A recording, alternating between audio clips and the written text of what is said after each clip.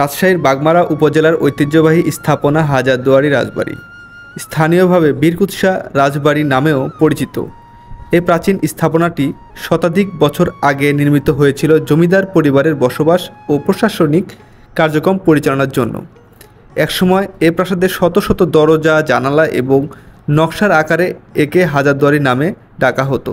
বর্তমানে এর একাংশ ভগ্নদশায় দাঁড়িয়ে থাকলেও ইতিহাস ও স্থাপত্য এবং জমিদার আমলের কাহিনী খুঁজতে প্রতিদিন দূর দূরান্ত থেকে দর্শনার্থীরা এখানে ভিড় জমায়। রাজশাহীর ঐতিহ্যের অংশ এই রাজবাড়ি আমাদের সংস্কৃতি অতীতের সাক্ষী হয়ে আজও দাঁড়িয়ে রয়েছে। ঐতিহ্যবাহী রাজবাড়ি যেখানে রয়েছে 1000টি দরজাই রয়েছে।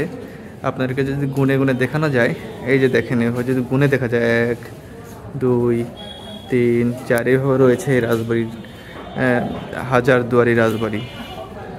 1000টা দরজা থাকার কারণে হাজারদুয়ারি রাজবাড়ি নামকরণ করা হয়েছে।